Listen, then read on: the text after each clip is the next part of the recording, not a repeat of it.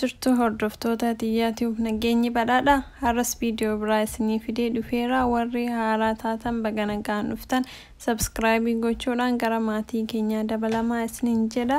Har'a immoo qibaatii bareedaa rifeensa miidhameef akkasumas rifeensa keemikaalaan ta'ee parmiin ta'ee wantoota garaagaraatiin miidhameef qibaatii dhoqqee bareedaa tokko isinii fidee dhufeera. Hundi keessanuu inni beektan jedhee abdadha, baay'inni keessan jechuudha.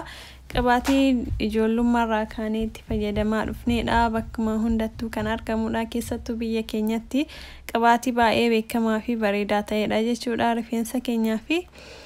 Qibaatiin kunis qibaatii avocado olive hair food kan jedhamudha. Qibaatiin kun bishaaniinis ni jira, garuu kan dhoqqeessuun rifeensa miidhameef baay'ee tokko bareedaadha. Akkasumas rifeensa irratti akkuma qibaatii kaawwanii rifeensa irratti illee taa'eetiin achuma irratti yoonnoon ta'u jechuudha, yoosuu baqaa jechuudha. Avocaadoon akkuma beektanitti antioksidantii, mineraalsii fi vaayitaamin A fi B5 fi akkasumas E of keessatti kan qabateedha. Rifeensa keenya fayya qabeessaa fi jabaataa akka ta'u nuuf gargaara jechuudha. Akka rifeensi hin cincinnee fi hin bubuqqaanes ni ittisa jechuudha. Salphumatti buqqee waan jiisuuf illee guddina rifeensaa fi bareedaadha. Kana erga rifeensa dhiqannee booda rifeensa keenya sirriitti jiifnee qaccee kaasee hanga jala buqqee keenya sirriitti dibachuu qabaanna. Rifeensi keenya keessattuu kan miidhame yoo ta'e jechuudha. Hin jedhetti rifeensa irratti hin maxxanu yooma san baqaa jechuudha. Rifeensa keenyaaf baay'ee tokko filatamaadha.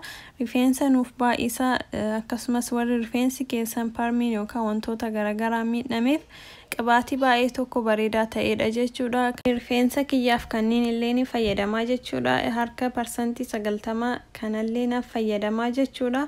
Baay'ee tokkoon jaaladhaani. Kanas dhiyooma kanan bitee baay'ee tokko jaaladheera. Keessattuu rifeensi keessanoo isin jalaa goggoge inni kun baay'ee tokko filatamaadha. Olive oiliin jechuudha qibaatii bareedaa ta'edha. Rifeensa goggogeef nuuf laaffisa, bareedaadha. Tokko ananatti rifeensa kiyyaaf baay'ee tokko bareedaadha jechuudha. Baay'ee jaaladha. Yeroo biyya jiru isa qofa dibadha jechuudha. Isaaf qibaatii dhoqqeelee adda addaa ni dibadha jechuudha. Rifeensa kiyyaaf baay'ee tokko naaf mijata. Ammallee hanga biyyaa bahillee isuma fayyadama jechuudha. Olive oilii kan bishaanii kana darbees kaawwanis ni fayyadama, garuu baay'inaan isa kana fayyadama. Keessattuu rifeensa kiyya yeroo dhiqadhee geessetti isa kana dibadha yeroo baay'ee jechuudha. Sammuu baay'ee akka namaa jiisa, rifeensa namaaf laaffisa, guddina rifeensaatiifis baay'ee tokko filatamaadha jechuudha. Itti fayyadamaati ilaalaadha. Qibaatii kana kan bishaanii kana warroonni biyya keessatti jirtan akka salphaatti argachuu ni dandeessu, garuu warri biyyaan ala jirtan akka salphaatti argachuu hin dandeessanii, garuu warri biyya Arabaa jirtan argachuu hin dandeessanii natti fakkaate. Manni Habashaa yoo jiraate malee, garuu akka Ameerikaa kanneen immoo manni Habashaa waan jiruuf achi argachuu ni dandeessu. Anachi bitaa jechuudha mana Habashaati. Kan dhoqqeessan immoo biyya hundattuu argachuu ni dandeessu jechuudha. Olive oilii kan dhoqqeessan asirratti kan isin mul'isu kana argachuu ni dandeessu bakkuma hajamtanitti jechuudha. Kan bishaanii qofa argachuu dhabuu baadhuu dandeessanii.